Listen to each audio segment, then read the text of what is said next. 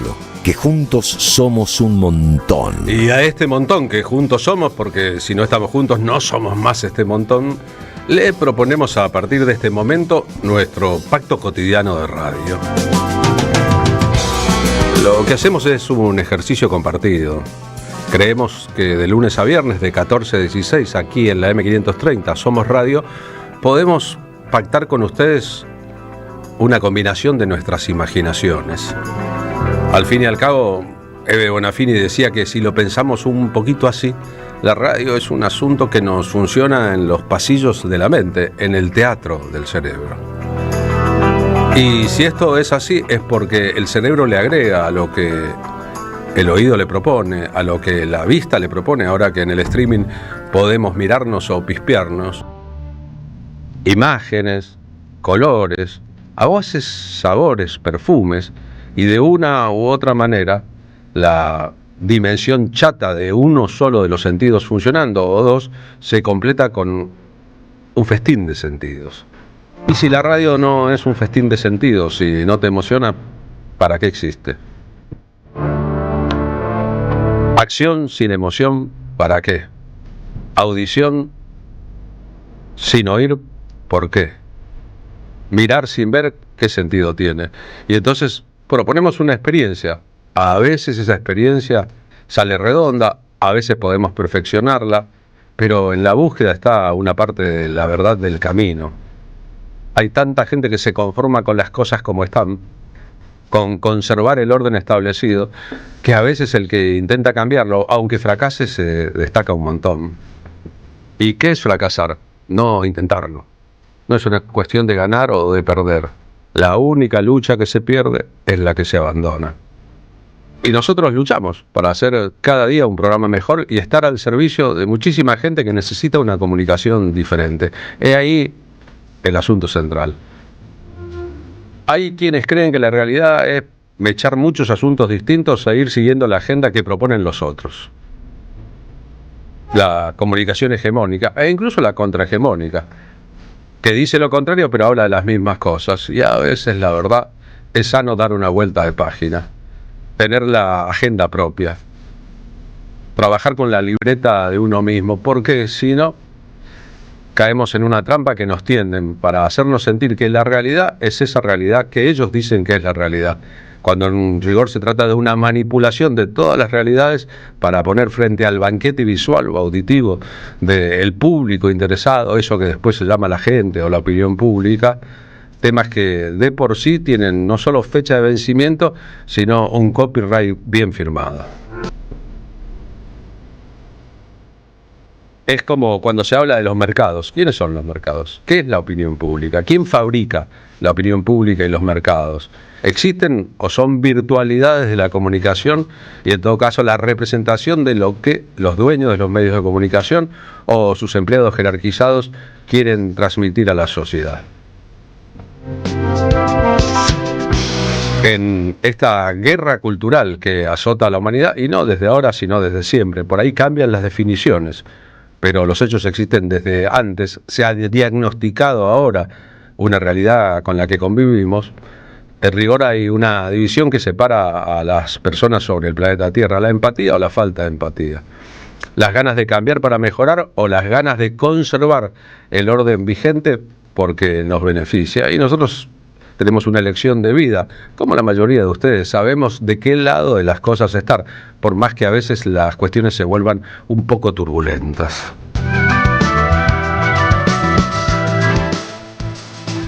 Así que dando una vuelta de página a tantos capítulos de eso que llaman la realidad y perecerá pasado mañana, nosotros empezamos por otro lado del programa.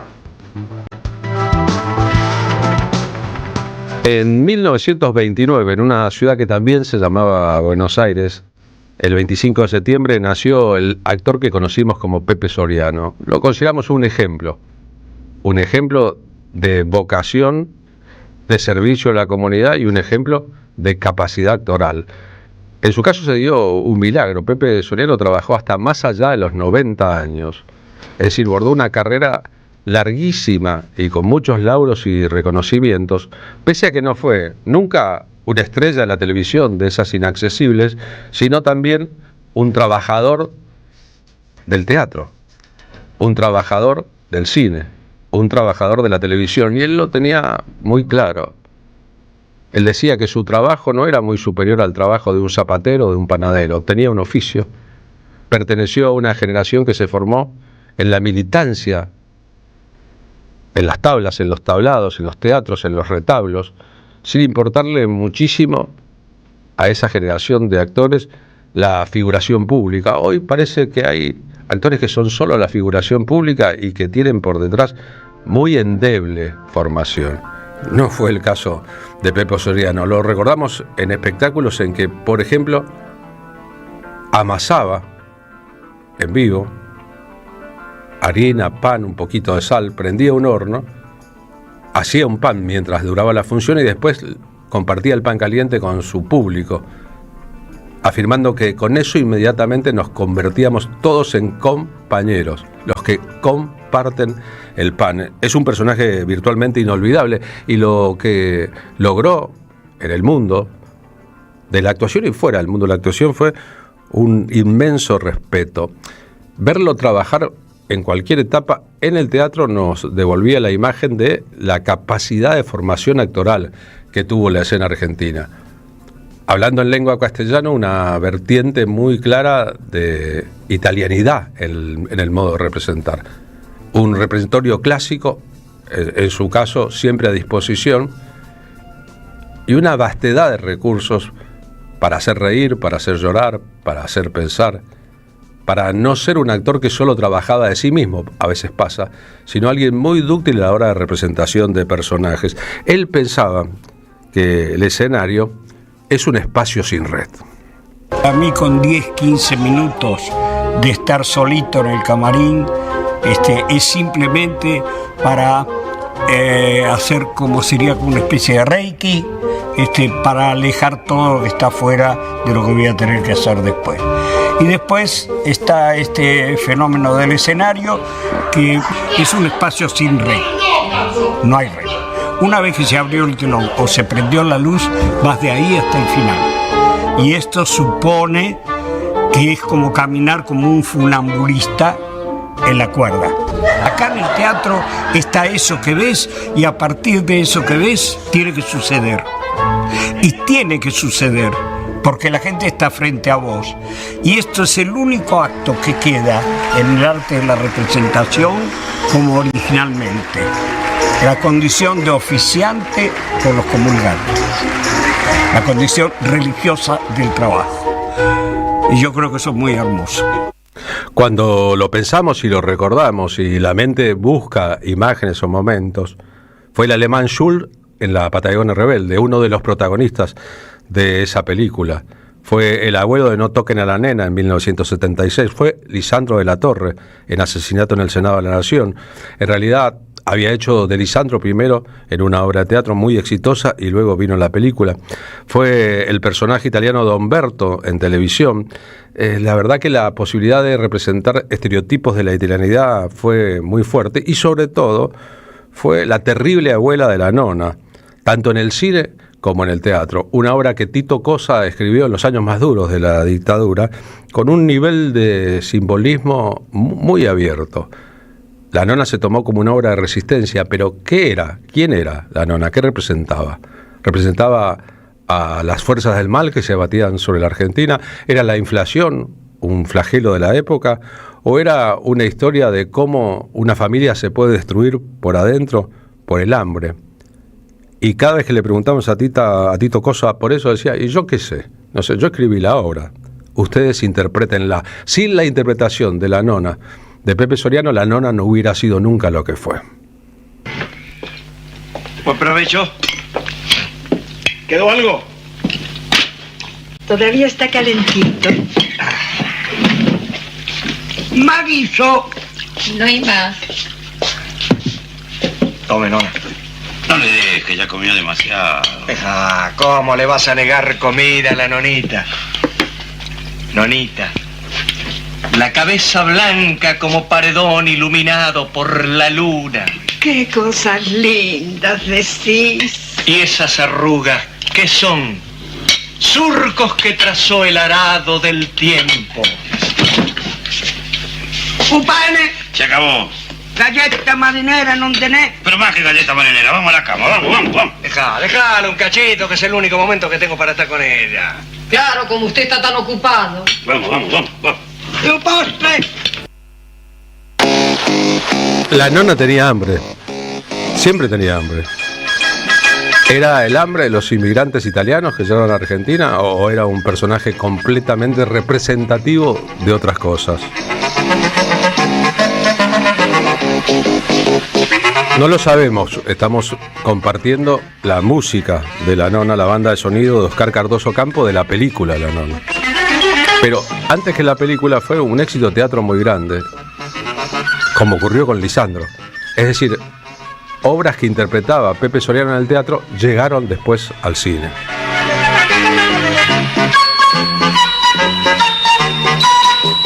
Tuvo también su carrera en España.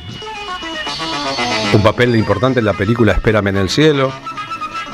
Interpretaba a un doble del dictador Francisco Franco. Y una serie de televisión muy famosa, Farmacia de Guardia. En España siempre valoraron mucho a actores argentinos como Pepe Soriano, como Héctor Alterio, como Alfredo Alcón, salidos de una escuela de actuación, la Escuela Argentina de Actuación, en que el dramatismo, la comicidad y todos los géneros posibles están tamizados también por la necesidad de los actores de ser muy dúctiles para conseguir más cantidad de trabajo. Y no es un tema menor. Por ese camino después llegaron a estrellatos en España otros actores argentinos, entre ellos Ricardo Darín, muy claramente, Leonardo Sbaraglia, muy claramente.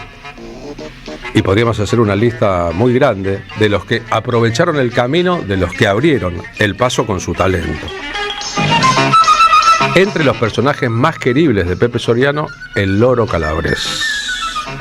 Yo decía, como testimonio y para la reflexión, porque siento que en una instancia histórica en que los seres humanos, aún negándolo, nos debatimos en la búsqueda desesperada de un rinconcito de calor, un lugarcito donde compartir un afecto con alguien.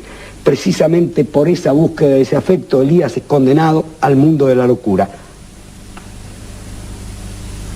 Yo rescaté las últimas palabras de Elías, pronunciadas frente a los psiquiatras, antes de entrar definitivamente en ese largo viaje, generalmente sin regreso, y también sin definición, que es el mundo de la locura.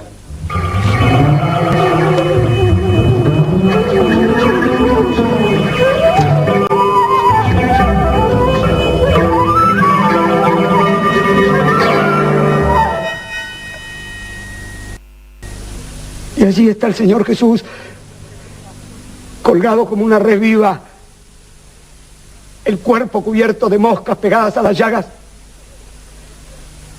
Todos los músculos del cuerpo están sosteniendo la respiración. Entonces el hombre se apoya en sus pies, se alza y respira.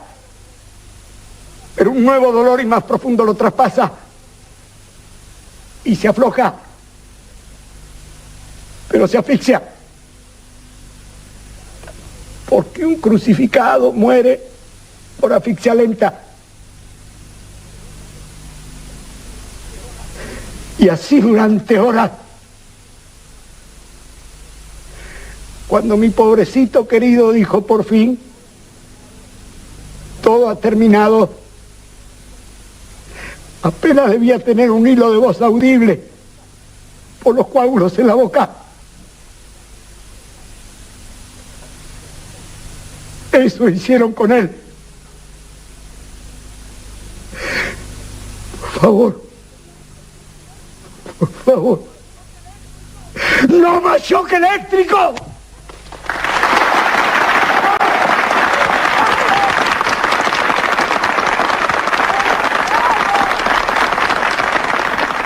Hay que decir que esta es una versión del Loro Calabrés formulada para la televisión, transmitida por ATC el año 1979. No es menor el asunto del texto y el contexto en este caso. Para la generación que crecía en los años 70, la participación en la Patagonia Rebelde de Pepe Soriano como el alemán Schulz fue un toque definitivo a su carrera. Héctor Alterio, Federico Lupi, Pepe Soriano y Luis Brandoni en los protagónicos de esta historia que Héctor Olivera quiso contar a partir de las investigaciones de Osvaldo Bayer sobre los crímenes en la Patagonia, conocidos como la Patagonia Trágica o la Patagonia Rebelde, en 1921. Otra vez, en un contexto complicadísimo, el 74, una película que luego les valdría persecuciones y censuras a todos los responsables, porque el estreno de la película ya de por sí fue una hazaña en un clima caldeado en la política en la Argentina, el año en que Perón moriría, el año en que la derecha del peronismo se robustecería y aquellas historias de los rebeldes del pasado tenían muchos valores simbólicos diferentes. Pepe Soriano la gastaba. Esta es la escena final de la Patagonia Rebelde. Y lo digo bien claro para que no queden dudas. La única forma de ganar es con las armas. Compañeros, les presento la moción de entregarnos sin condiciones.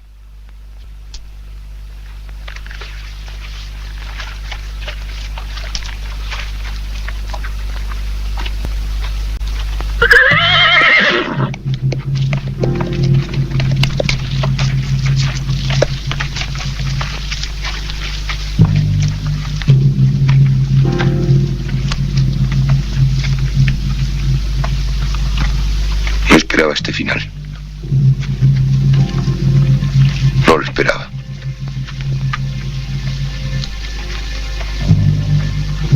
Vamos, Alemán. Aquí no queda nada por hacer. No, Antonio. Yo me quedo. Respeto la resolución de la mayoría. Pero eso es un suicidio. Te fusilarán a ti, el primero. Siempre acaté la resolución de mis compañeros, aunque se equivocaran. Hoy han elegido la muerte. Yo también la respeto. Pero no soy carne para tirar a los perros. Si es para pelear, me quedo. Pero los compañeros no quieren pelear. Yo sí. Yo seguiré luchando.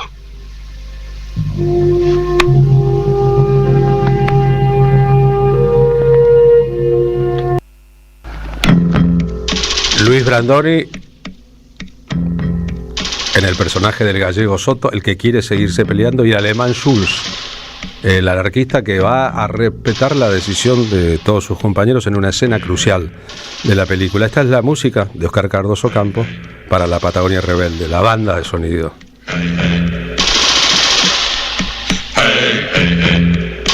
Es una película completamente clásica en la historia del cine, que además tiene como agregado un extra que durante un tiempo se volvió en un tópico. El joven militante peronista de Santa Cruz, Néstor Kirchner, había participado en algunas escenas de masa, como un aporte que el gobernador de la provincia entonces, Jorge Zepernik, le hizo a la producción de esta película. Proveer de actores aficionados, de gente que pudiera aparecer para completar escenas grandes. Por eso, durante los años de Néstor Kirchner en el poder o en el gobierno, se hizo un gran homenaje global a esta obra. Pepe murió en un septiembre hace 2 años. Tuvo una vida completamente fructuosa. Logró lo que pocos logran: la unanimidad, el cariño y sobre todo el respeto de la sociedad que lo rodeó, a diferencia de tantos otros, algunos de los cuales hemos escuchado y visto en esta tarde.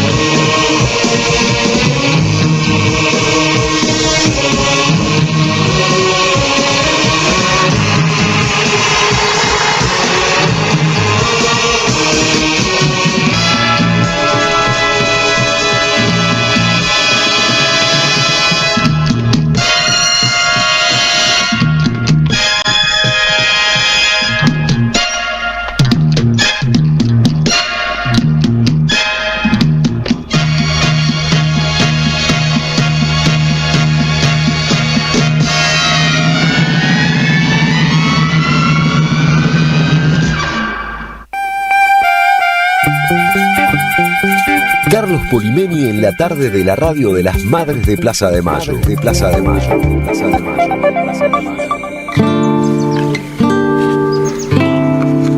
Un poco más adelante en el programa tendremos aquí en el piso, si todo sale bien, a la cantora Georgina Hassan, que está celebrando 20 años de su disco Primera Luna.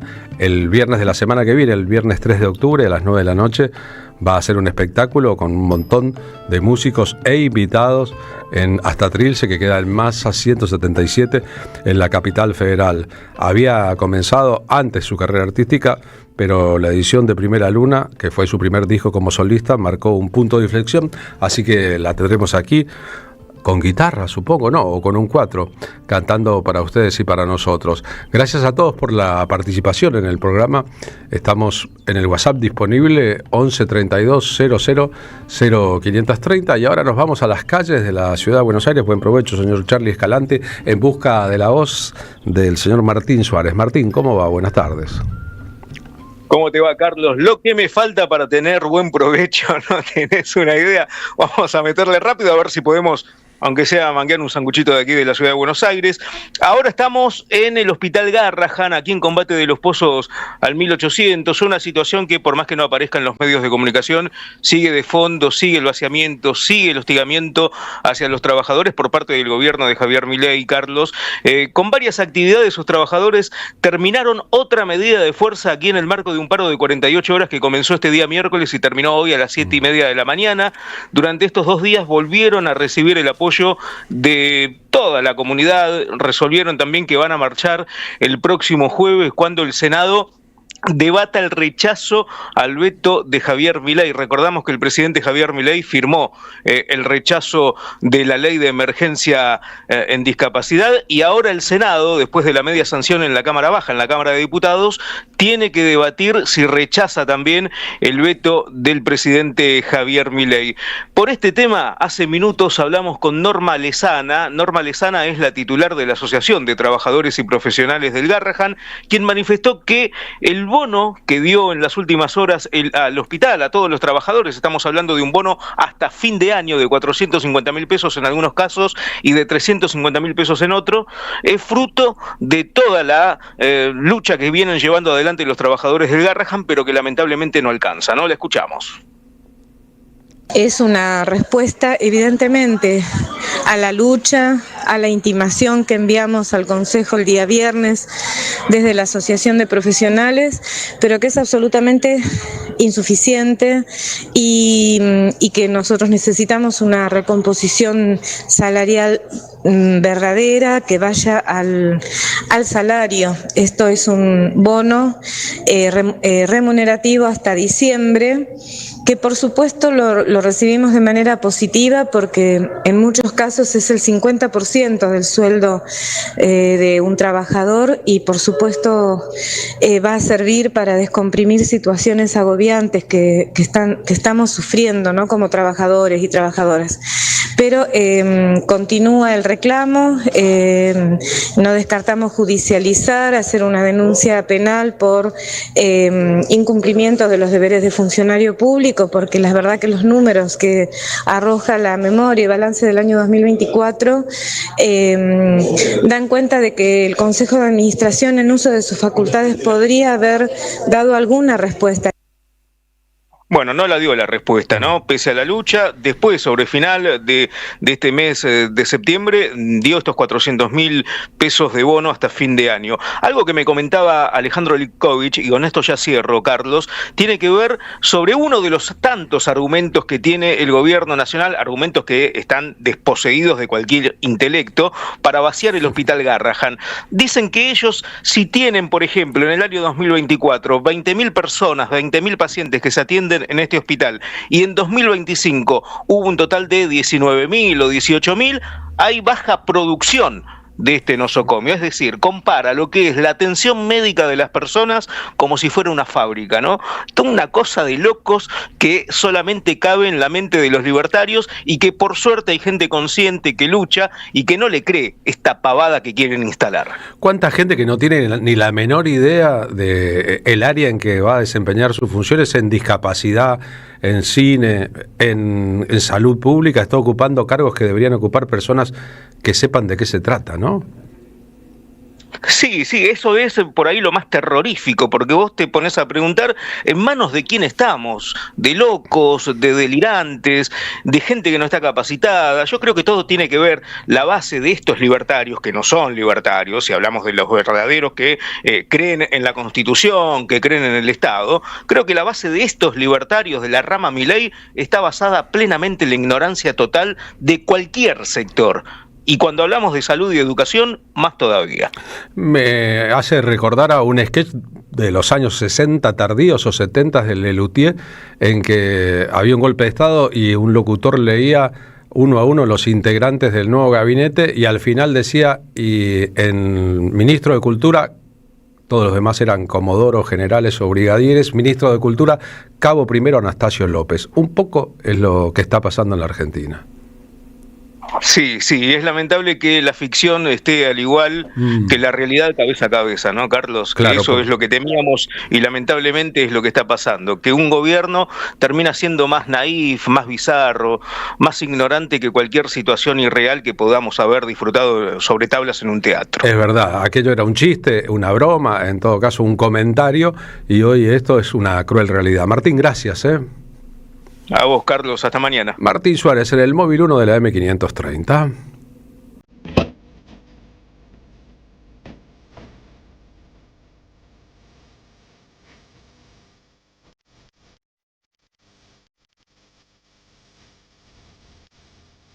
Silvio Rodríguez está por comenzar su gira por Sudamérica. Cuando cante 3 veces en el Movistar Arena de la capital federal durante el mes de octubre. Seguramente una de las canciones más pedidas y más festejadas será El Necio.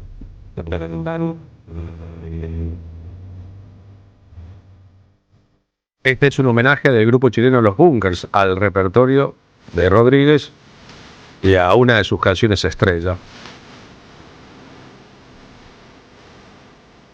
El domingo 5 de octubre a las 8 de la noche, ¿tienen algo importante que hacer? Porque si tienen la fecha vacante, si no tienen algo importante para hacer, quiero invitarles a la segunda parte, al capítulo 2 de nuestro espectáculo de resistencia poética, cuyo inicio gira en torno a El Necio de Silvio Rodríguez.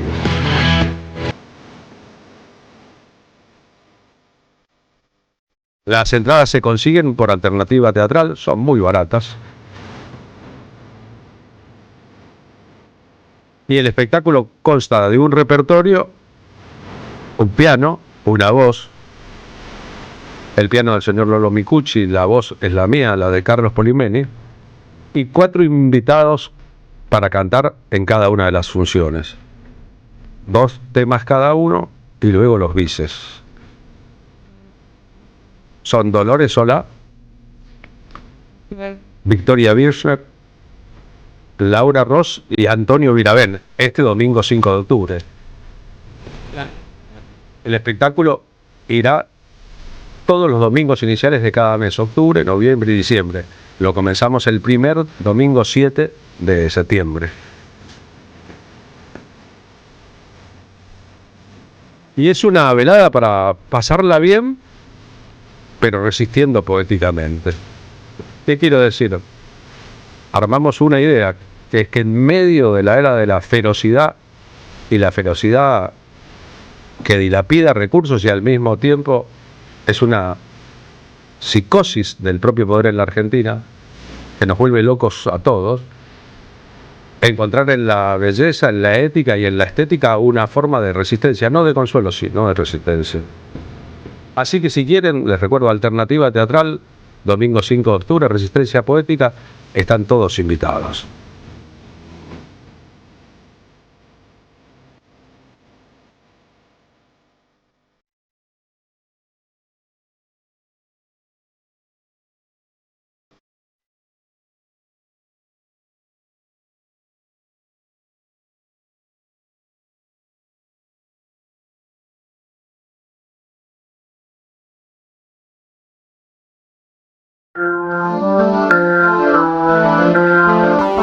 Auspician La Tarde con Carlos Polimeni.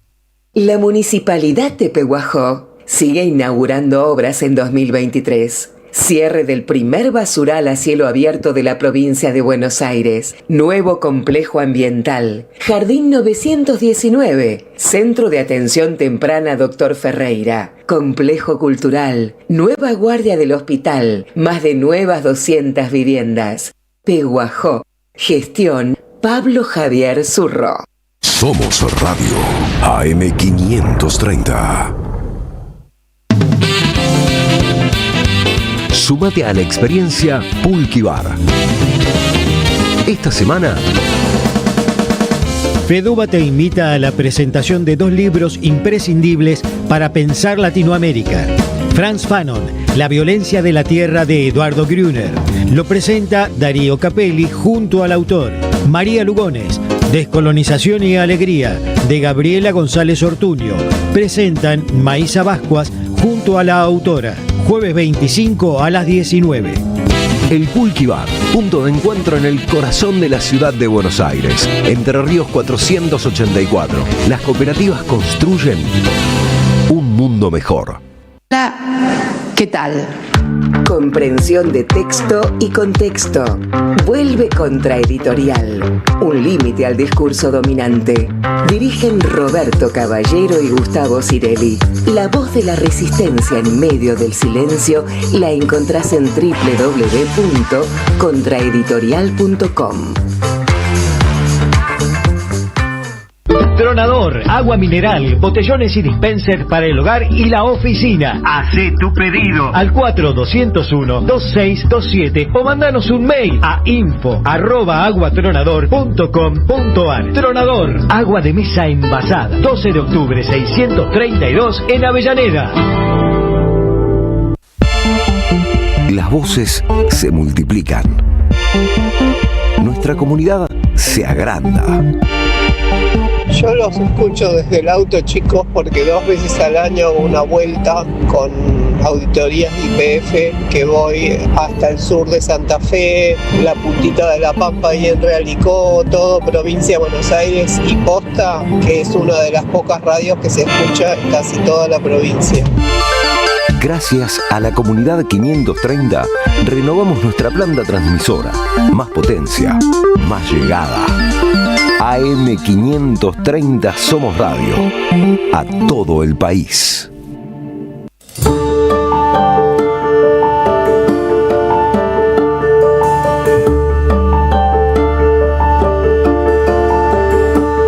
Fui a fonte beber agua debaixo de uma enramada, só pra ver o meu amor que a sede não era nada. Ai, ay, ay,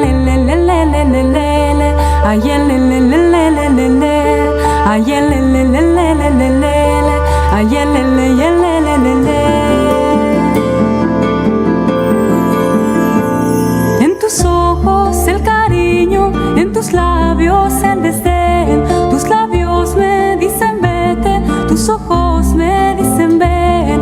Ay, ay, ay, ay,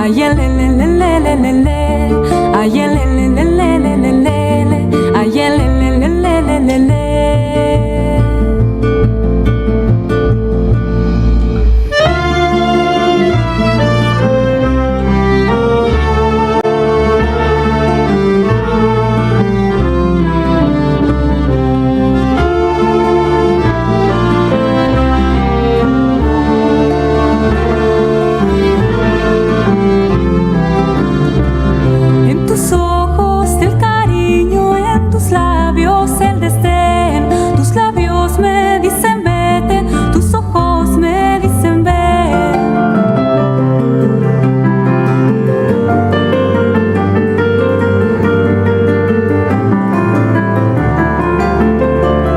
Ay, ay, ay, ay, ay, ay,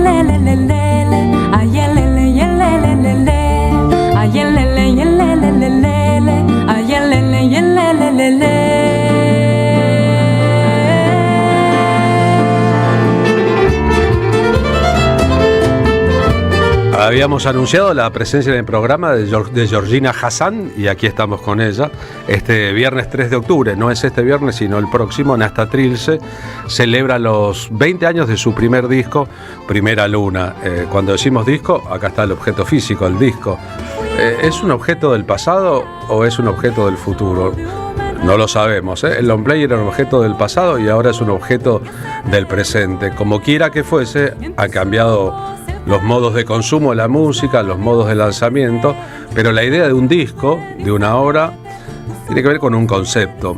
En este caso, Georgina, hace 20 años, ¿cuál era el concepto? Gracias por estar acá, ¿eh? Hola, Poli. Mira, este disco tenía un poco el concepto de lo nómade, de un diario de viaje. Es un disco que viene a cerrar toda una etapa de mi vida de mucho movimiento. De hecho, mi hermano fue el que me fue a buscar a Chile, me dijo, tenés que volver a Argentina, tenemos que hacer un disco. ¿Qué hacías en Chile? Me había ido por un amor, estaba viviendo hace un año allá, no estaba muy bien, y mi hermano se fue a buscarme allá y... ¿Tu hermano produjo el disco? Mi hermano produjo el disco, sí, por eso siempre cuento un poquito esto inicial porque fue un poco el que insistió muchísimo para que se plasmara este trabajo y bueno, y gracias a él nació este disco que fue además como una llave, ¿no? Como la puerta de entrada a a todo un público que empezó a pasarse este disco, a pirateárselo, ¿no? En esa época, donde no había la manera de comunicar o de hacer llegar la música como ahora. Así que, bueno, ese disco, en realidad todo el arte tiene, si abrís la tapita, en la contratapa tiene una brújula, ¿no? De alguna manera era un momento en el que yo estaba buscando cuál era mi lugar, cuál era mi propósito, ¿no? Y estas canciones son como las canciones que me iban acompañando, y solo hay 2 canciones compuestas por mí. Es el disco que donde empiezo a asomarme a la composición. Así que bueno, en ese sentido como muy entrañable también para mí, ¿no? Bien, después grabarías 4 discos más. Georgina ha hecho giras por Alemania, Bélgica, Chile, Colombia, Cuba, España, Estados Unidos, Francia, Holanda, Italia, Paraguay, Perú, Portugal, Suiza y Uruguay, hablando de lo nómade. Pero es bueno decir que en 2005, segundo año del gobierno de Néstor Kirchner, era un país al que daba ganas de volver. Sí, tal cual. Sí, yo tenía muchas ganas de volver y este disco fue una especie de raíz, ¿no? Como que siento que me ayudó a encontrar de vuelta mi lugar, a volver de un lugar diferente y sí, como vos decís, era el comienzo, ¿no? Era un momento realmente de mucha fertilidad. Así que, bueno, fue un disco, puntapié inicial de un montón de caminos. Seguí siendo muy nómade, pero ya siempre volviendo a Argentina, mi hogar. A hacer base aquí. Sí. Los que te están viendo en el streaming verán que en tu camisa negra tenés un escudo de Madres de Plaza de Mayo. Los que están escuchando la radio se enteran porque les cuento. ¿Te lo pusiste hoy porque venías a la radio de Madres o no?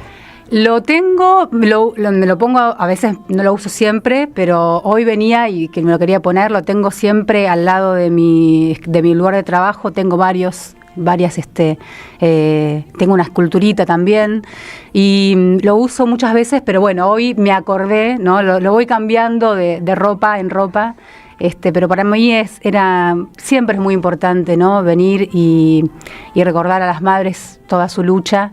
Estaba recordando también que una de las canciones que está en Primera Luna, que se llama Amores Bailando, repite: pañuelo al viento, tu nombre lleva mi pensamiento, y fue una de las canciones que yo les canté a las madres hace muchos años, y un poco resignificando esa canción, ¿no? Que es una canción de alguna manera de amor, de cortejo, pero para mí tenía que ver con el poder del pañuelo, ¿no? La resignificación de ese pañuelo. Qué poderosa, ¿no? Una idea que nació de un espontaneísmo en su momento, en el año 77, que haya resignificado tanto la palabra pañuelo como el uso del pañuelo, y que haya tantos pañuelos y tantos modos de identificación de diferentes luchas que tengan que ver con eso, que surgió casi por azar o necesidad y sin embargo adquirió el poder simbólico de lo inolvidable. Vos sabés que hace poquito compuse una canción que se llama Décimas de Nunca Más, que me hubiera gustado cantarla, pero justo no traje la guitarra. Pero que habla... Trajiste el 4. Sí, voy a poder cantar otras, pero justo esa es con guitarra. Pero bueno, por ahí después les puedo leer un pedacito de la canción que habla de la lucha de las abuelas y madres de Plaza de Mayo. Con gusto. Ya que hablamos del 4 y de cantar, podrías bueno, entonces, tomarlo e intentarlo. Volver a un repertorio 20 años atrás es un viaje al pasado seguramente, pero también te permite actualizarlo. Tenés un supergrupo para tocar con vos.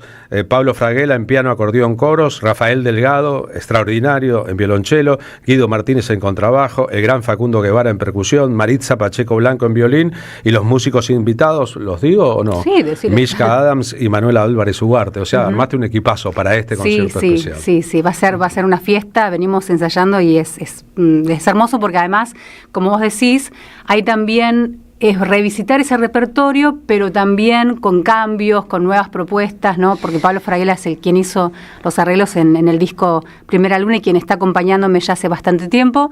Y entonces, bueno, rearmó los arreglos, los pensó, entonces están como planteados desde un lugar nuevo también, ¿no? Aquí desnuda, quiero decir solo con el cuadro. Esto va a ser una versión así bien despojadita de esta canción que te decía de Isabel Parra que se llama Amores Bailando.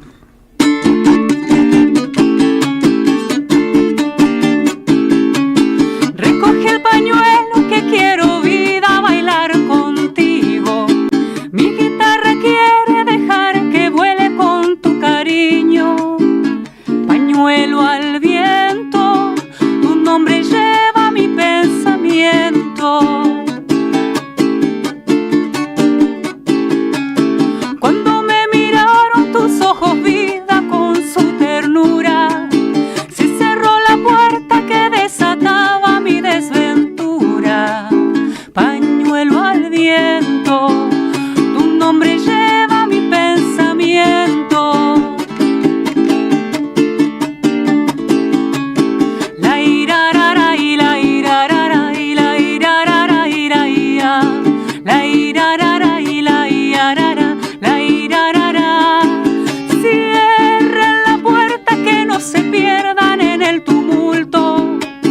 Los suspiros tuyos voy a guardarlos sin más asunto. Pañuelo al viento, tu nombre lleva mi pensamiento.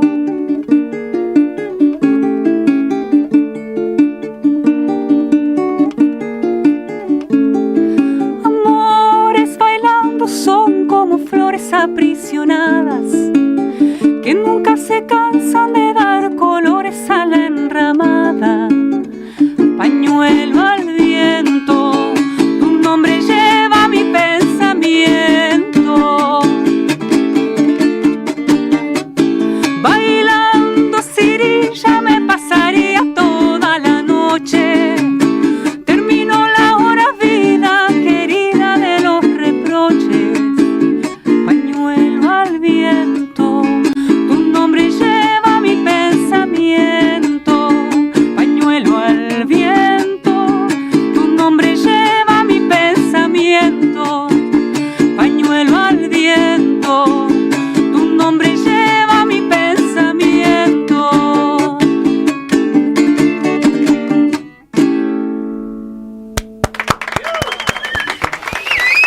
Podría pensarse que tu universo son los folclores, ¿no?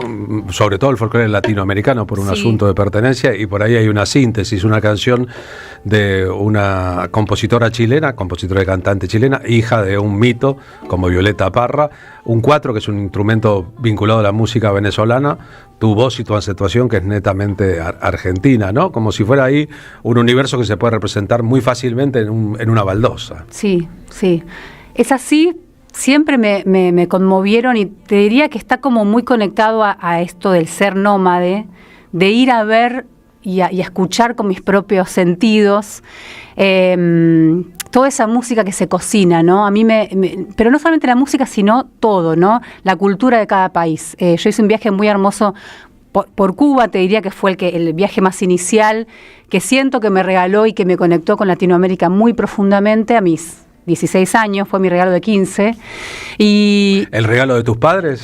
Fue lo que yo pedí. A mis 15 dije, no quiero fiesta, no quiero vestido blanco, me quiero ir a Cuba a ver qué pasaba ahí, ¿no? Quiero recordar que tu padre es un músico muy importante en la historia argentina. Sí, Alberto Hassan, integrante. El tenor de Opus 4. Sí, ¿no? El albino de Opus 4. El rubio albino de Opus 4, que fue una voz descollante en toda la trayectoria del grupo, ¿no? Tal cual. Todas las voces eran muy buenas, la de tu papá era notabilísima. notabilísima. Muy notable. Es notabilísima porque está entre nosotros. Sí, es así. El otro día estuve con él y pusimos el segundo disco de Opus 4 y yo me seguía maravillando de su voz, ¿no? De todas, pero la voz de él agudísima y súper cálida además, ¿no? Aguda pero muy cálida.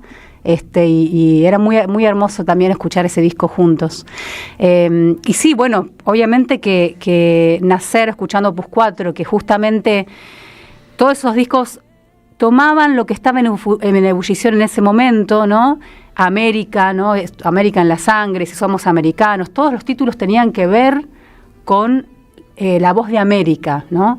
Y yo siento que eso, viste, me vino como en la placenta, no sé. Hasta recuerdo Opus 4 haciendo una vieja canción estadounidense. Sí. 4 toneladas se llamaba. Sí, esa canción que la llevaba adelante Federico Galeana porque empieza el bajo, sí. Claro, porque también estaba incluida sobre todo la música de Estados Unidos, pero la música negra, ¿no? También un poco la música de los desplazados, ¿no? Entonces, era una canción de esclavos, claro. Exactamente, sí, los negros spirituals es la música con la que ellos se juntan por primera vez y bueno, y de ahí bajan, ¿no? Ahí recorren toda Latinoamérica y abren todo ese universo que yo escuché primero, ¿no? Yo me acuerdo, por ejemplo, canciones que a mí me encantaban y una canción de Ecuador que dice, yo quiero que a mí me entierren como a mis antepasados. Vasija de barro, ¿viste? Qué loco, yo escuchaba esa música que a mí me conmovía y era como, cuando empecé a recorrer Latinoamérica quería ir a ver, ¿no? Porque esa música viene de una cultura y de ritos y de celebraciones. Entonces, bueno, sí, es como vos decís, eso que me nutrió es lo que ahora me sale en las canciones que yo digo, son canciones, pero con esos tintes, con esas resonancias muy de los folclores, ¿no? Si te pones los auriculares, escuchamos un poquito de Opus 4. Dale. Esta es Vasija de barro, mira. Mira qué lindo.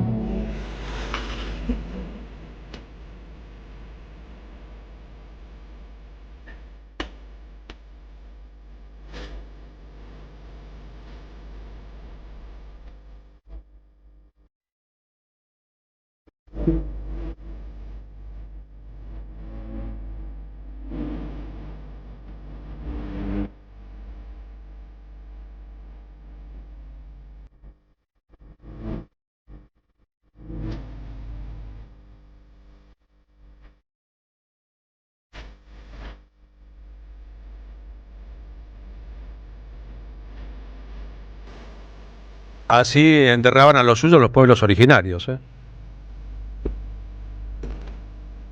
Por eso muchos esperaban la muerte sentados, no acostados.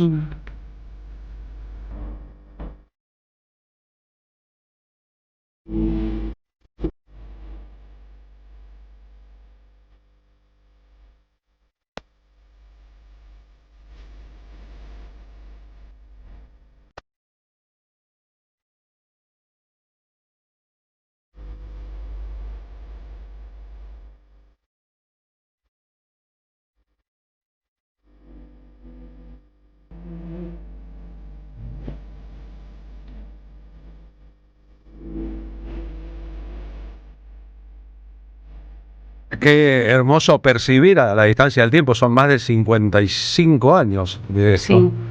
El carácter ceremonial del canto, ¿no? Exactamente, sí. A mí me conmovía mucho. Yo desde muy chica tuve como la sensación de, me pasaba y veía escucharlos a ellos y me ponía a llorar y siempre era muy chiquita. Yo y las señoras mayores me abrazaban, me venían a decir, pobrecita, ¿no? Y yo lo que me pasaba era que me emocionaba. Y lo entendí después, pero desde muy chica tuve como esa diferenciación entre llorar por tristeza y llorar por emoción. A mí me generaba como mucha emoción la poesía también, porque siempre escuché las letras, ¿no? No solamente la música, que obviamente te puede emocionar aunque no entiendas el idioma. Entonces yo creo que todo eso, a mí se me fue, la poesía siempre me conmovió y viene del lado de mi mamá. Mi mamá siempre fue de escribir y siempre fue de traer libros de poesía y de leerme y de inventarme también historias. Entonces esos dos mundos están ahí, como lo poético y la música folclórica, incluso la música de otros lugares, ¿no? Porque este disco, como escuchábamos, abre con una canción gallega, pero también, ¿no?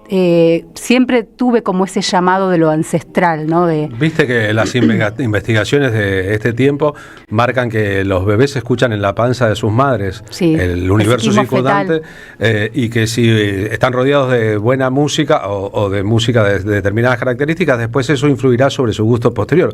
En tu caso es bastante evidente que algo así debe haber pasado. Bueno, pasa mucho con los hijos desaparecidos, los hijos recuperados, que no estos que cuentan a veces que una canción los conmovía y era una canción que por ahí escuchaba su madre, ¿no? Esas cosas a mí me conmueven mucho, ¿no?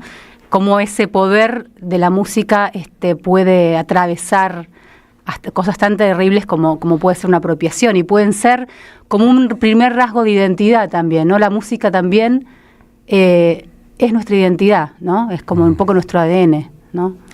Nos nutrió desde antes que tuviéramos conciencia de nosotros mismos, por ahí. Es bueno que toques más con Dale. el 4, si querés, Georgina. Las entradas están a la venta por Alternativa Teatral para el show de celebración de 20 años de Primera Luna, y está muy bien celebrar en medio de esta época atroz que nos toca compartir. Sí, bueno, voy a hacer una de las músicas que a mí me conmovían y me encantaban, era, bueno, como vos decís, ¿no? Me enamoré de la música venezolana y de una voz especialmente, bueno, Cecilia Todd, por supuesto, y Simón Díaz, ¿no? Que fue una voz que me hizo viajar ya de solo escucharlo. Y este es un canto, de alguna manera, un canto de trabajo, un canto que es un canto de arreo, el ritmo del 4 un poco imita ese caminar del caballo, ¿no? Perdón, acá. Clavelito colorado, que de la mata cayó clavelito, todo lleno de rocío, como te tuviera yo, clavelito, clavelito, clavelito.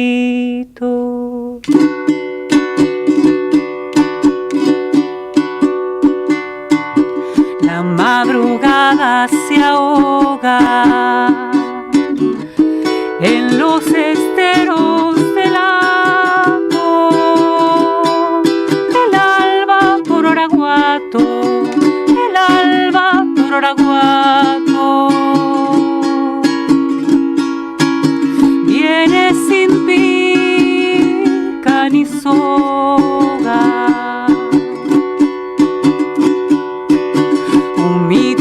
Ponen en boga sueños de café colado,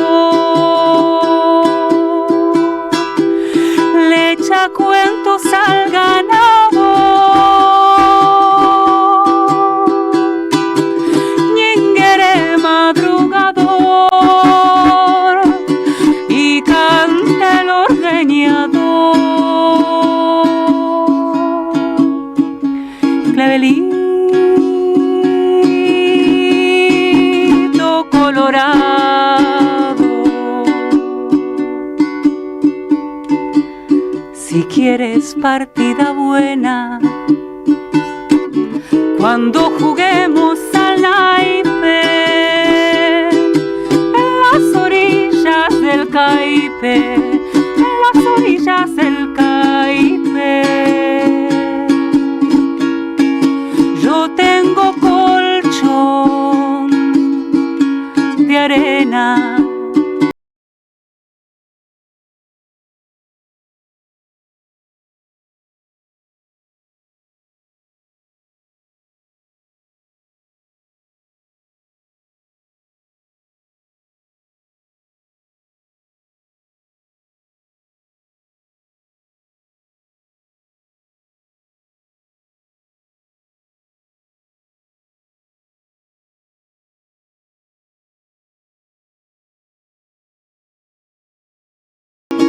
Que de la mata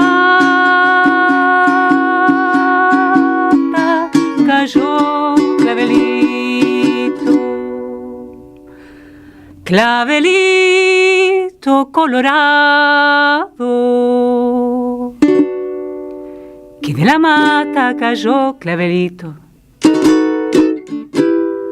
todo lleno de rocío. Como te tuviera yo, clavelito, clavelito, clavelito.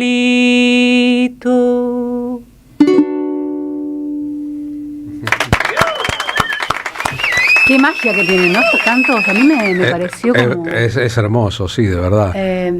Clavelito suelen ser los nombres de las vacas, ¿no? Cuando van haciendo el ordeñe, las van nombrando, las van cantando, ¿no?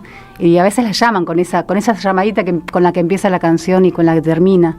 Es como eso, ¿no? Un llamado. Sin que haya estado propuesto, tal vez se ha trazado un eje político. Cuba, Venezuela y Chile, los países donde hubo las revoluciones socialistas más importantes de los últimos 70 años en este continente, con sus características y sus diferencias. ¿Es Violeta Parra la figura femenina más importante de la historia del folclore latinoamericano como autora y compositora, junto a Chabuca Granda? Y yo creo que sí, que por lo menos una de las más importantes, porque además, de alguna manera como hizo Leda, ¿no? Pero hizo tiene estas dos caras, ¿no? Violeta, de la recopiladora y la compositora, ¿no? Y de alguna manera también ella primero se empapó de todo lo que tenía que ver con la música de su país y después empezó también su etapa de compositora, ¿no? Así que sí, es como, también era una gran viajera, ¿no? Una gran nómade. Necesitaba ir a ver, ir a escuchar. Sí, creo que sí, que es ella, ¿no? Provenís de una familia, según creo recordar, muy radial. Sí. Hubo un momento en que era la radio la que te llevaba las cosas a tu casa. Vos tuviste la necesidad de salir a buscar las cosas mirándolas en primera persona, ¿no? Pero ¿cuánto que tuvo que ver la radio o los programas de radio con posibilidades de pasar música distinta en la formación de tanta gente, ¿no? Sí, mi papá además conducía un programa en Radio Nacional que se llamaba Atando Cabos y entonces también por ese motivo teníamos muchos discos que le habían dado, ¿no? Entonces para mí era incluso en mi época ya estaba estudiando en la Escuela de Música Popular de Avellaneda, que también fue como el lugar donde redescubrí un poco esta música. Yo llegaba a casa y le decía a mi papá, no, escuché no sé qué, increíble, música venezolana, pero acá tenés un montón, me decía, ¿no? Entonces me mostraba una parte de la batea donde estaban todos los discos de Venezuela. Entonces también eso, ¿no? Como vos decís, había discos en casa que a veces no eran los más escuchados, porque bueno, justo era una época donde se escuchaba mucho Serrat, era como en lo que se insistía mucho, en casa por lo menos, y yo tuve esa posibilidad, ¿no? En casa se escuchaba todo el tiempo radio, mis viejos además, cada uno se dormía con una radio en la oreja. Cada uno con un sí, era como un batifondo. Y yo siempre fui muy de escuchar radio, sigo siendo, así que también por la radio conocí, y era la que se grababa, ¿no? Los cachitos de canciones que después no sabíamos dónde seguir buscando. Pero sí, una gran radioaficionada. ¿Cómo han cambiado los accesos, no? Porque eso que vos decís, escuchar una canción buena, grabarla en la radio, ni saber cómo se llama, no saber cómo buscar información, hoy se soluciona en 10 segundos. Exactamente. Con Google y 2 palabras encontrás el título de la canción y después podés buscarla en YouTube inmediatamente o en Spotify. El acceso a la música es cada vez más fácil, a la información, a todo, es cada vez más fácil, y sin embargo no vivimos en un mundo mejor, como si la facilidad no fuera... Yo escucho menos música que en esa época, mucha menos. Como si la facilidad no fuera sinónimo de calidad, y eso es todo un asunto. Por ahí la búsqueda empeñosa, el demorar mucho en lograr algo, etcétera, era más formativo que la velocidad en la respuesta. Exacto, sí. Vos escuchás menos música que antes, claro. Sí, Te debe pasar al planeta Tierra, y con menos paciencia también, ¿no? Sí, en mi momento de escuchar música muchas veces es cuando voy en el auto, que tengo todavía para pasar CDs, entonces me pongo un disco, pero me parece que también estamos todo el tiempo invadidos de cosas, de información, entonces muchas veces necesito el silencio, y si voy a escuchar, me cuesta mucho la música de fondo. Si me pongo lo de fondo muchas veces es un programa de radio, ¿no? Puede ser un podcast, pero lo que sí hago mucho es salir a caminar y ahí escucharme un disco, ¿no? Me voy de caminata y es como un momento donde escucho. Qué fuerte que el que canta necesita del silencio, ¿no? Sí.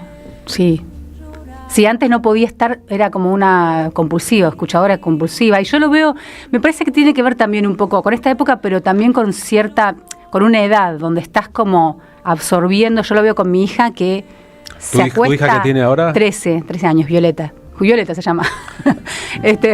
No sé si se sentirías aludido con lo que veníamos charlando. Pero viste.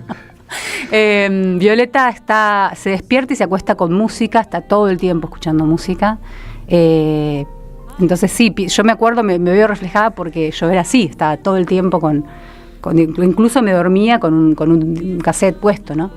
Pero bueno, son momentos diferentes. Ella se está nutriendo, está buscando, ¿no?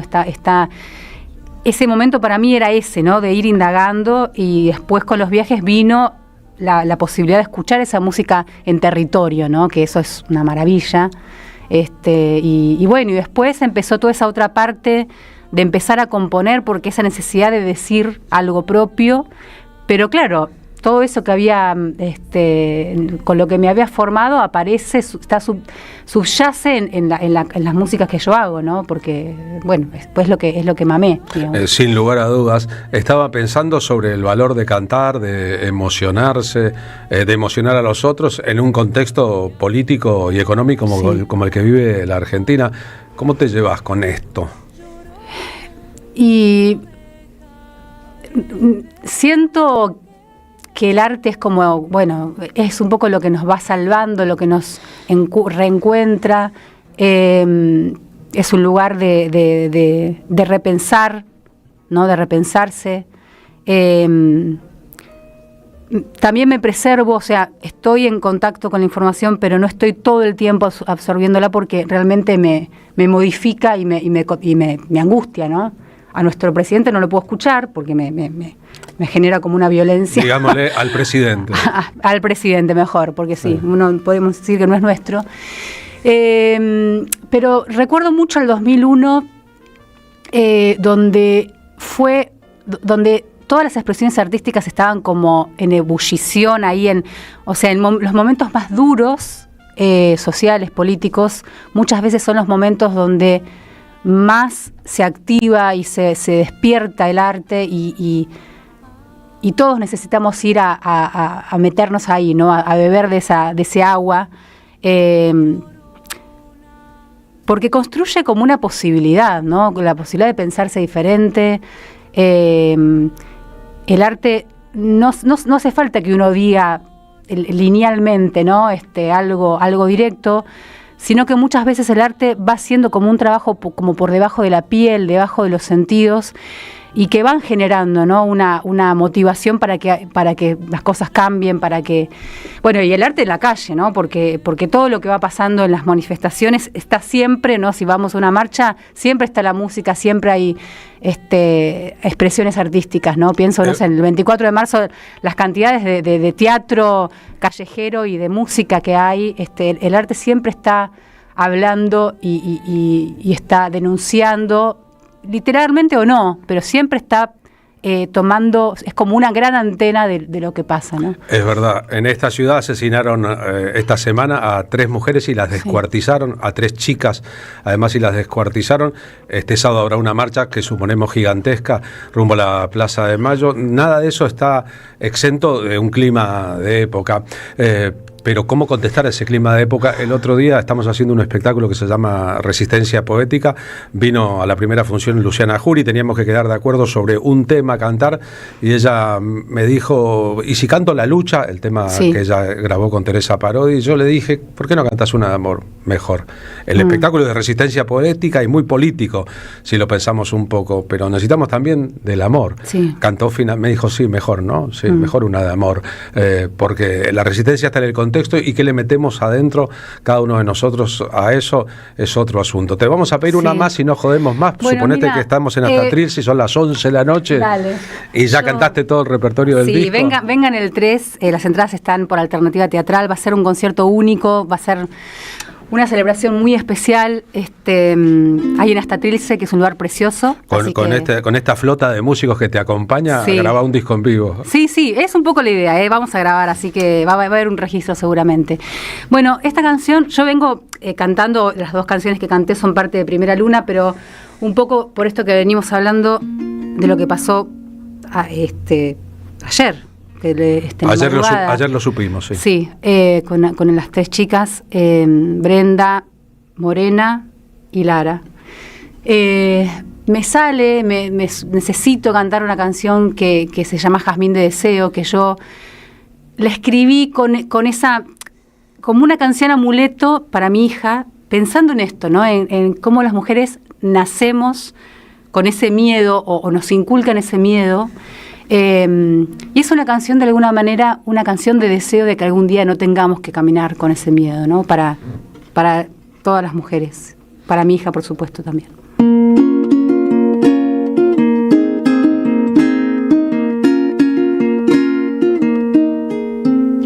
Dentro de tu canción hay un vestido azul, abrirá el viento tu voz.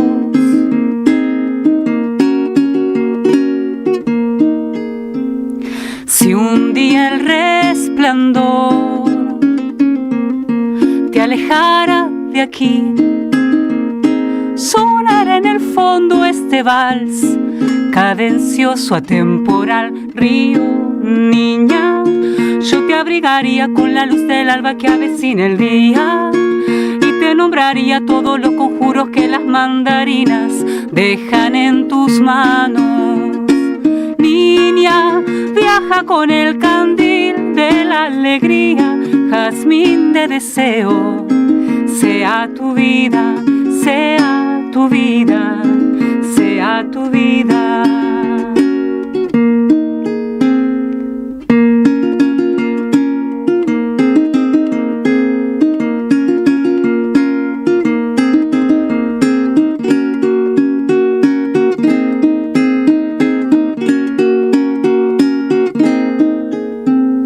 Dentro de tu canción hay un vestido azul, abrirá el viento tu voz, abrirá el viento tu voz. Si un día el resplandor te alejara de aquí, sonará en el fondo este vals cadencioso, atemporal. Río, niña, yo te abrigaría con la luz del alba que avecina el día, y te nombraría todos los conjuros que las mandarinas dejan en tus manos. Niña, viaja con el candil de la alegría, jazmín de deseo. Sea tu vida, sea tu vida, sea tu vida. Niña, viaja con el candil de la alegría, jazmín de deseo. Sea tu vida, sea tu vida, sea tu vida, sea tu vida.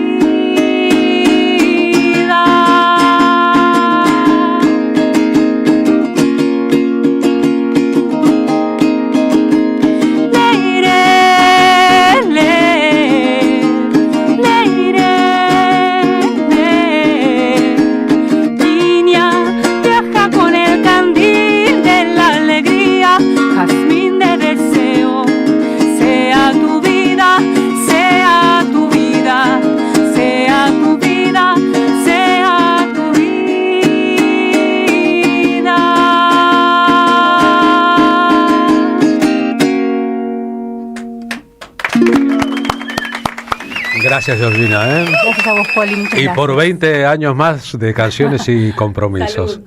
Gracias. Salud. Georgina Hassan pasó por nosotros. Vibra un cántaro de luz, el latido del pasado, en su barro vive aún, en el cauce de aquel río,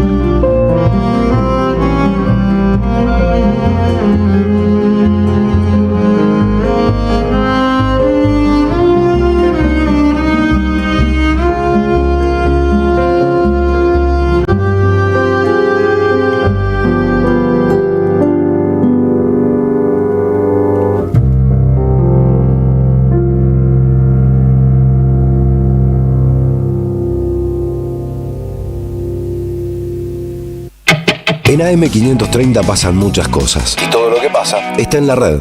Somos Radio AM530 en Facebook. Entérate de lo que pasa. AM530. Somos redes. Somos radio. En Santiago del Estero existe un lugar donde la naturaleza cura y renueva. Donde el agua relaja y transforma. Termas de Río Hondo te invita a sumergirte en un paraíso termal, con aguas únicas en Sudamérica, conocidas por sus propiedades. Aquí, el descanso se convierte en experiencia y cada instante en un recuerdo inolvidable. Termas de Río Hondo, paisajes cálidos, aguas únicas, momentos tuyos. Gobierno de la provincia de Santiago del Estero. ¡Wow! ¿Cómo dices cuenta DNI? ¡Wow! ¿Que ahora tienes plazo fijo? ¡Wow! ¿Y que tienes una tasa especial? ¡Wow! Y eso hace que tu dinero crezca. ¡Wow! Y crezca. ¡Wow! Y crezca. ¡Wow! Pará, ese último wow no entendí. ¡Wow! Ah, que crece. Cuenta DNI. Tu plazo fijo de Banco Provincia es realmente wow. ¡Wow! La patria no se vende itinerante. Con Carlos Polimeni, un espectáculo de radio, historia, política, poesía y música en vivo. Domingo 14 de septiembre a las 13 en Espacio Ruca Pirén, Mazzini 2390 Gleu. El 21 de septiembre a las 13 en el Federal, Padre Espinal 875 Merlo. Y el 28 de septiembre a las 13 en Bargoglio, Bacacay 2414 Flores. Entradas por Alternativa Teatral. Produce Don Narciso. La patria no se vende, la patria se defiende. Auspicia Somos Radio AM530. El sabor que te acompaña es Café Bantú. El aroma en la mañana de Café Bantú. Bantú. Roberto Caballero está en AM530. Hoy hay una jornada de lucha, de paro y de lucha en todas las universidades. Está en línea Ricardo Manetti, que es el decano de la Facultad de Filosofía y Letras de la Universidad de Buenos Aires. Nosotros tenemos claro que esto no es una discusión en términos presupuestarios, en términos financieros, sino que básicamente tiene que ver con esta lucha cultural que han planteado, esta guerra cultural, y es una cuestión ideológica. Y que además, como bien señalabas, nuestras universidades, ni que hablar en el caso de la Universidad de Buenos Aires, son referentes no solamente a nivel nacional, sino a nivel internacional. A las 8, Caballero de Día, en AM530. Construimos comunidad. Buscamos la verdad. Siempre. Seguí a la Cámara de Diputados de la Provincia de Buenos Aires a través de sus redes sociales y entérate de todas las actividades legislativas. En Instagram y Facebook como @diputadosBA y en Twitter como HCDiputadosBA. Somos los engranajes de una máquina infernal. Somos las marionetas de este proyecto global. Los engranajes, personajes atrapados en el laberinto de una gran empresa luchando por escalar posiciones. Una mirada crítica desde la ironía y el humor. Todos los sábados a las 20 en el Teatro Anfitrión, Venezuela 3340. Los engranajes de Nathan Kuznir. Entradas por Alternativa Teatral. En Banco Credicop tenemos 276 filiales con la mejor atención personal, donde te resuelven todo siempre con una sonrisa. Movete a Credicop. Movete a un banco distinto. Banco Credicop Cooperativo. La banca solidaria. Para más información consulta en www.bancocredicop.com o comuníquese gratuitamente a Credicop. Responde 0800-888-4500. Banco Credicop Cop Limitado. Reconquista 484 Cava. AM530 Somos Radio. Buscamos la verdad siempre. La tarde de la radio es con Carlos Polimeni. AM530. Somos radio.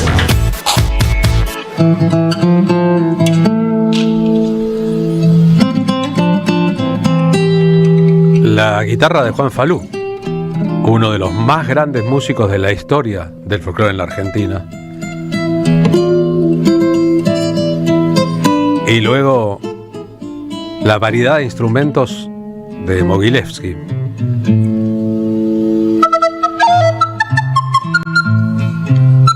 Un dúo extraordinario de improvisadores que desde hace casi 40 años esporádicamente se junta para tocar lo que llaman versiones libres. Esto es una versión libre del choclo, o sea, un tango del siglo XIX, de 1898. Y cada 10 años publican un disco en base a las grabaciones en vivo de sus improvisaciones, nunca en un estudio. Esos discos se llaman Improvisaciones, Ayer es Siempre, Semitas. Y el año pasado, en ocasión de una actuación en Uruguay, grabaron un disco en vivo. La presentación de ese disco en vivo ocurrirá este domingo 28 de septiembre por la noche a las 20 en el Teatro Catalinas de la Boca, en Benito Pérez Galdós 93. Presentan un disco nuevo tocando ese repertorio y ampliándolo como siempre. Juan y Marcelo son dos músicos extraordinarios, eso no debe pasar por ningún filtro. Juntos hacen este duelo, este dúo de virtuosismos. Y los que hemos visto el desarrollo sabemos que realmente arrancan e improvisan de acuerdo a patrones de mutuo conocimiento y de búsqueda de la emoción. Las entradas anticipadas y con descuento se consiguen para este domingo 28 en Alternativa Teatral, pero estamos en condiciones de sortear 2 pares de entradas, 4 en total, a los oyentes que a partir de ahora se comuniquen con nosotros al 11 32 00 0530. 2 y 2, 4 para que 2 personas y otras 2 de compañía tengan este domingo por la noche algo por demás agradable.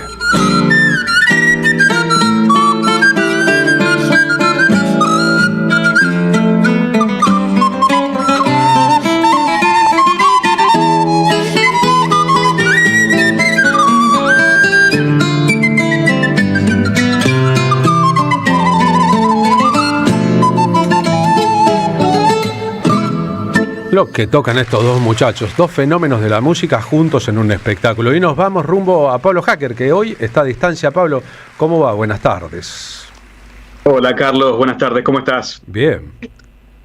Bueno, mirá, antes de entrar a la columna de economía, te cuento que Juan Falú va a estar también este sábado en el Pulqui participando del programa de Amado Vudú Sin Diarios.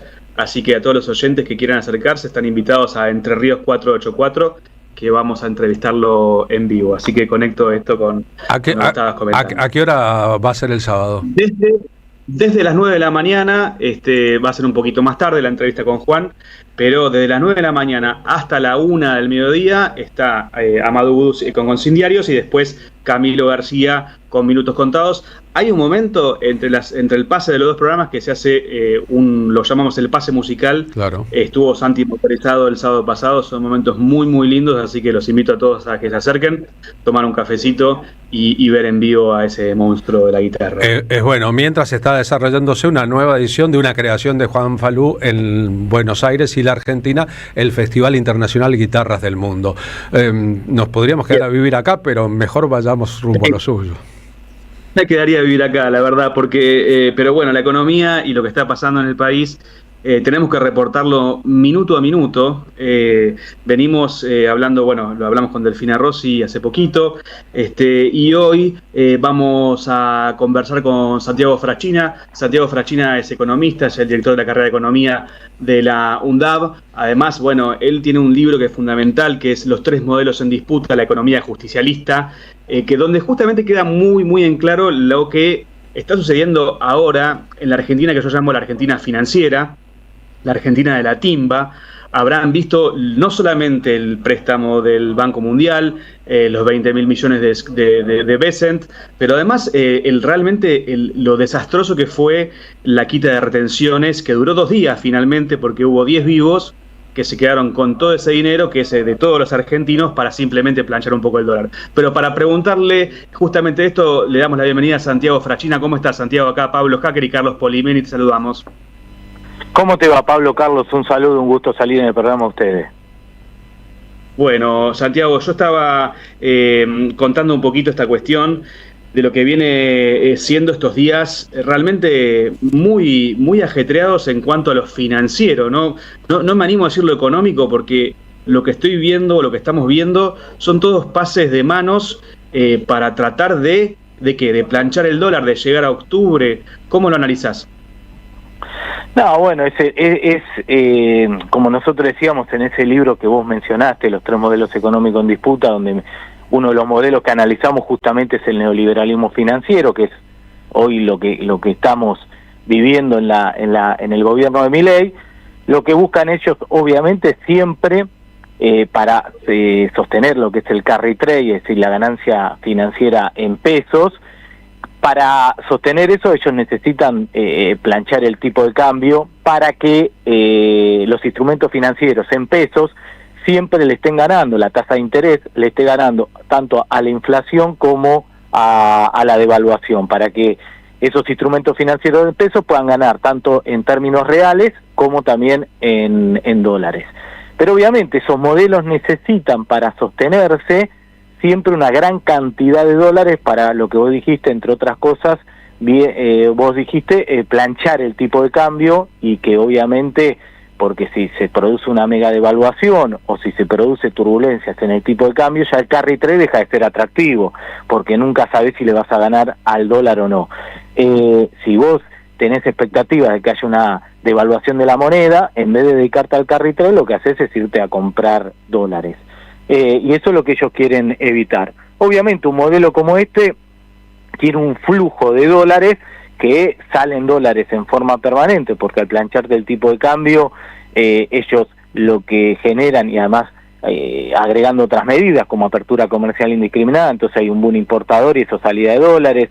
El tipo de cambio planchado te genera que sale más barato irte de viaje de turismo al extranjero que en la Argentina, entonces eso sale una gran cantidad de dólares vía servicio, más que los que se dedican al carry trade cada tanto tratan de materializar sus ganancias en pesos y la transforman en dólares, y eso implica salida de dólares, fuga de capital. Entonces permanentemente ellos necesitan conseguir stock de dólares.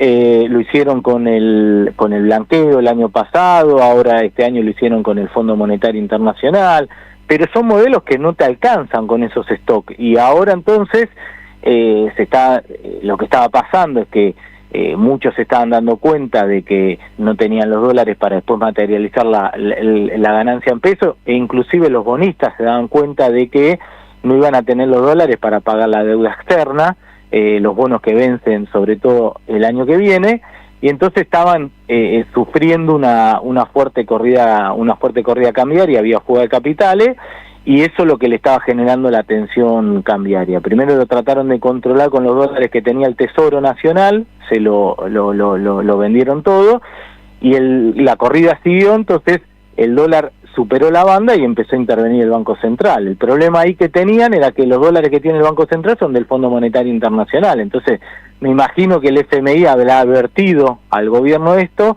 y ahí es cuando Caputo dijo esa famosa frase, que no creo que haya caído bien en el FMI, que van a vender hasta el último dólar que tenga el Banco Central. El problema es que, reitero, no son del Banco Central, son del Fondo Monetario. Entonces eso era mentira, creyendo que con eso iban a contener la corrida, y la corrida continuaba. Y entonces tuvieron que recurrir a la ayuda esta del Tesoro Nacional, que es de vuelta, y ahora es un mes. Te pregunto sobre esto puntualmente, Santiago, si para entenderlo bien.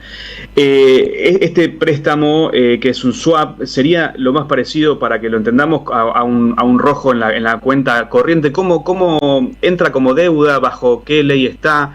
Porque está la iniciativa de diputados como Máximo Kirchner, y bueno, a ver, vamos a entender cuál es la letra chica. ¿Cómo se califica? ¿De qué tipo de préstamo estamos hablando cuando hablamos? Es distinto al del fondo, entiendo yo.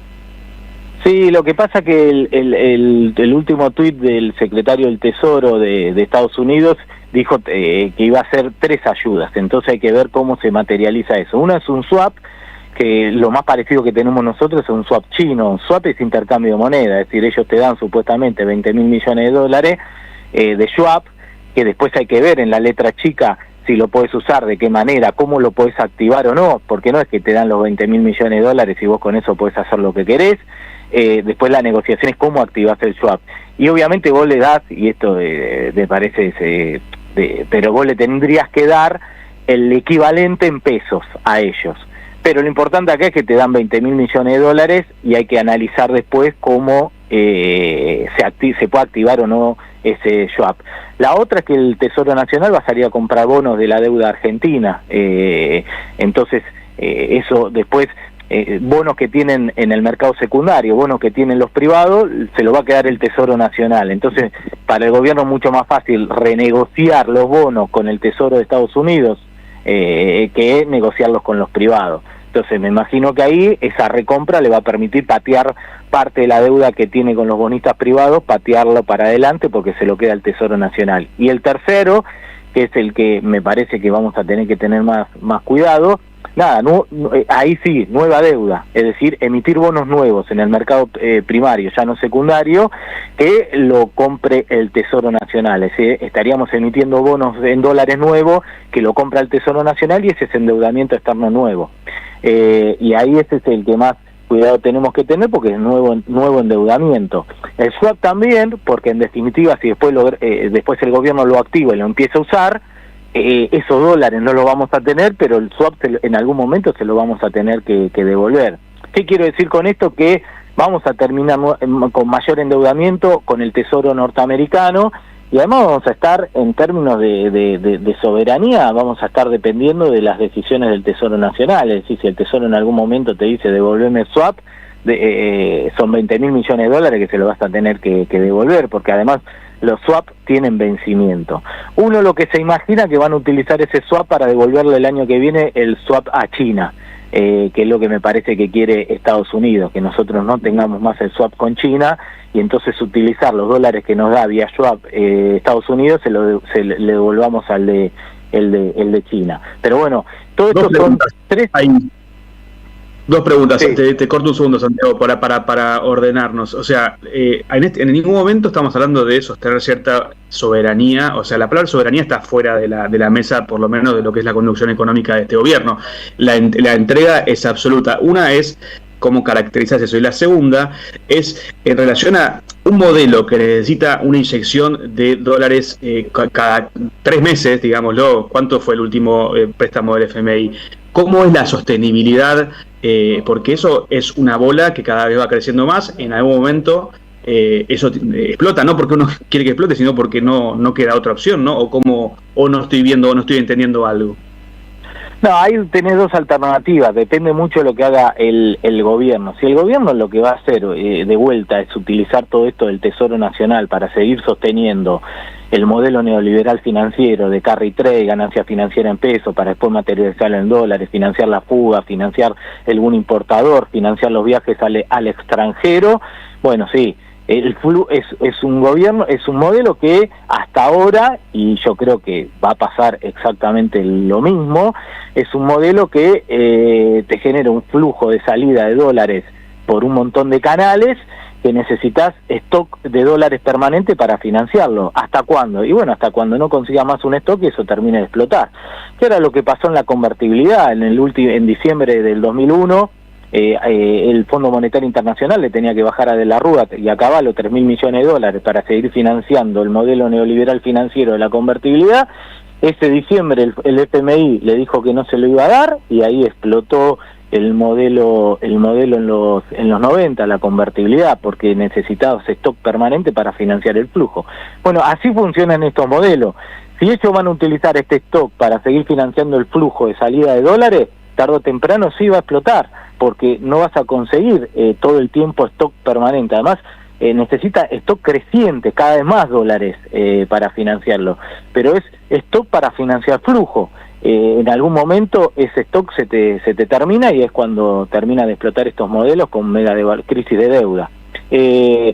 Ahora... Una manta corta, digamos, Santiago. Sí, no hay forma, digamos. Sí. Una manta cortísima. Si el gobierno cambia de rumbo, que no creo que pase, bueno, tiene otras chances. Yo creo lo que van a intentar ellos con todo esto, tratar de que baje tanto el riesgo país, que vuelvan al mercado financiero internacional y encuentran un flujo para seguir financiándose, que es deuda externa con el sector privado.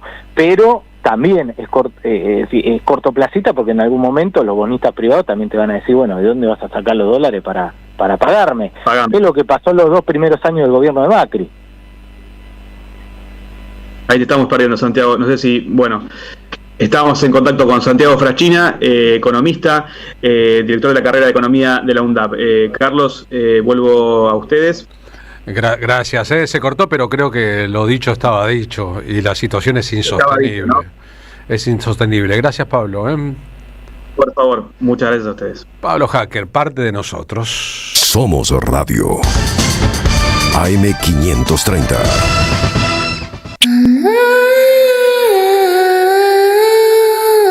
El grito y el silencio en su cuarto mes.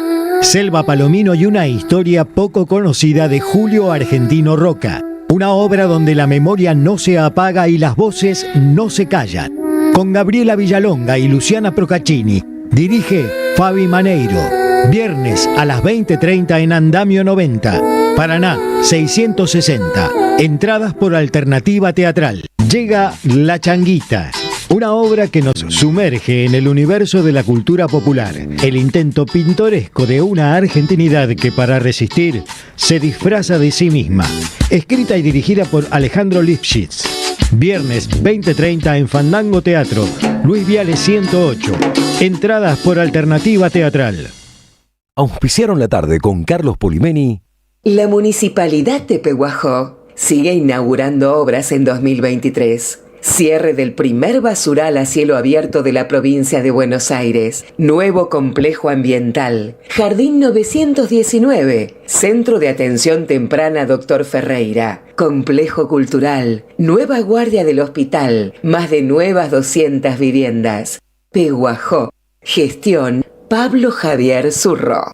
Ay, es tardísimo. Termino el café y me voy. Pero es temprano, ¿ya te vas? Sí, tengo que organizar los cobros y pagos de la empresa, los vencimientos.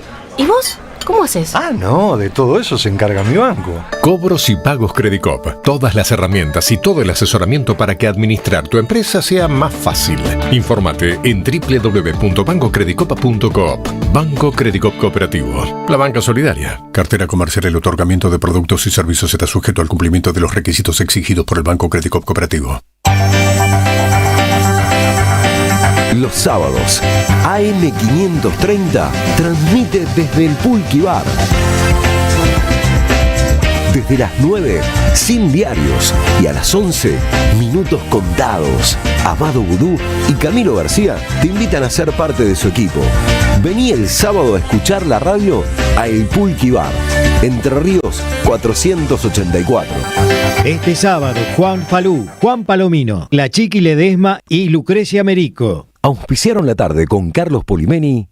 La Municipalidad de Pehuajó sigue inaugurando obras en 2023. Cierre del primer basural a cielo abierto de la provincia de Buenos Aires. Nuevo complejo ambiental. Jardín 919. Centro de Atención Temprana Dr. Ferreira. Complejo cultural. Nueva guardia del hospital. Más de nuevas 200 viviendas. Pehuajó. Gestión Pablo Javier Zurro. AM530. Somos Radio. La batalla no es solo política. La batalla es cultural. Y a las 15:44, un rato antes de la marcha número 2476 de Madres de Plaza de Mayo, con nosotros Carlos Grande, columnista del programa, presidente del Partido Solidario Bonaerense y director de formación docente permanente de la provincia de Buenos Aires. Carlos, Marina, ¿cómo están? Bueno, creo que la coyuntura siempre nos convoca a pensar un poco el hoy, ¿no? Pero siempre tratar de hacerlo con perspectiva, con análisis político, tratando de entender qué sucede con este rescate que Milei pide, ¿no? De poder tener más dólares para sostener ese binomio de bicicleta y fuga, me gustaría decirlo así, ¿no? Sabemos que la idea de sostener la macroeconomía a cualquier costo va a terminar mal, esa idea ya la conocemos, extienden lo de las retenciones cero, el carry trail. Lo único que hace este topo que quiere destruir el Estado desde adentro es no cuidar los dólares de los argentinos, ¿no? Las finanzas reales de los argentinos y, bueno, su actitud de genuflexión frente al imperio, de entrega de soberanía nacional para dejarla toda en manos de los yanquis, no es más que otro acto de cipallismo explícito, diría Carlos. Pero cierro con algo que es previo a esta situación, que es previa a los vetos y de cara quizás al escenario electoral de octubre.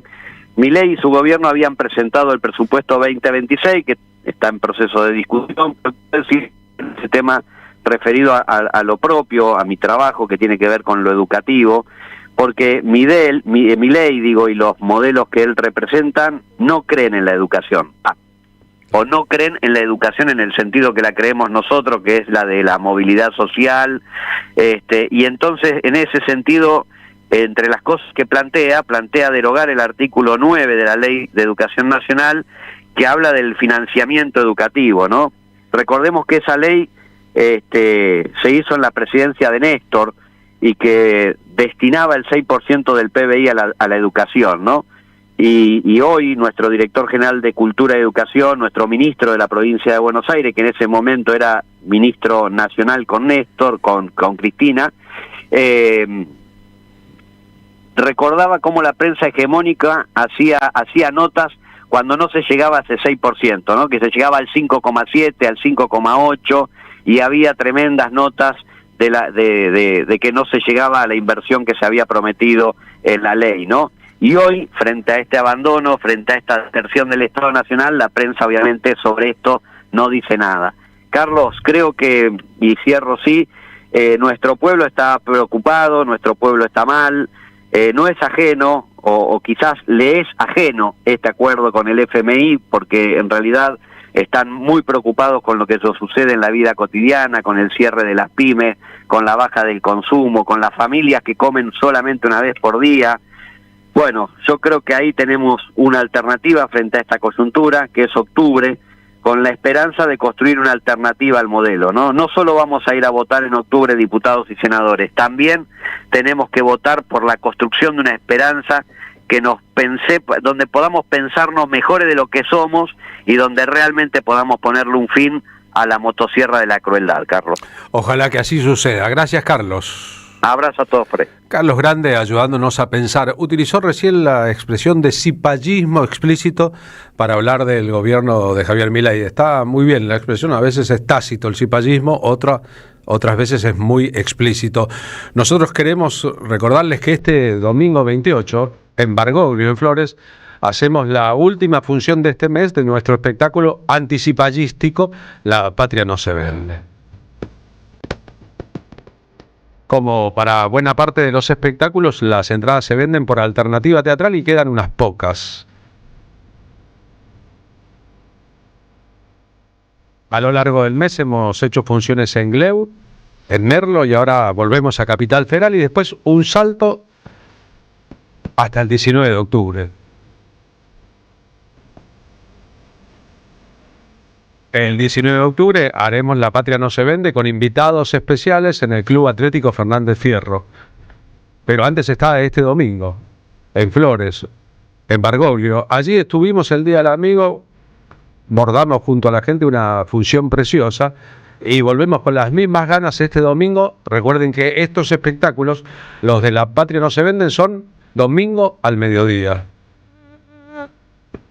A donde quiera que fuese, proponemos esto. El domingo a la noche hay mucha gente que tiene ocupaciones o quiere acostarse temprano o concluye su fin de semana, entonces almorzar juntos, emocionarnos juntos, conmovernos juntos en este momento en que es imprescindible y necesario juntar anticuerpos, nos parece una buena idea. Los esperamos, ojalá seamos el montón que siempre deseamos, siempre somos un montón, esa es la verdad, y juntos podamos disfrutarnos.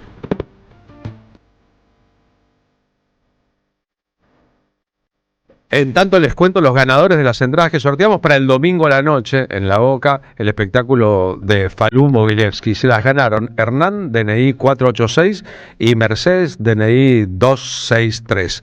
Si estamos en recomendaciones, en un ratito la radio transmite la nueva marcha de Madres de Plaza de Mayo, 2476, Demetrio Iramaín, Gentil anfitrión, Dolores Singampa y Carmen Arias harán uso de la palabra. Que vayan a ver Antígonas, les recomendamos que vayan a ver Antígonas, Linaje de Hembras, de Jorge Huertas, que se presenta los viernes como mañana a las 10 en el portón de Sánchez, que queda en Sánchez de Bustamante, 1034. Es una traslación de la muy famosa tragedia de Sófocles rumbo a la Argentina de un tiempo mítico, no un tiempo real, en que conviven la embalsamada peregrina, o sea, Eva Perón, y un Borges tirano, Tiresias replotense, 6 actrices, un bandoneón, entradas por alternativa teatral, precios populares, descuentos a jubilados, pero podemos sortear un par de entradas. Nosotros, 2 pares de entradas podemos sortear para los que tengan ganas de meterse en esta trama. Viernes a las 10 de la noche, si lo tienen desocupado, esta es nuestra propuesta.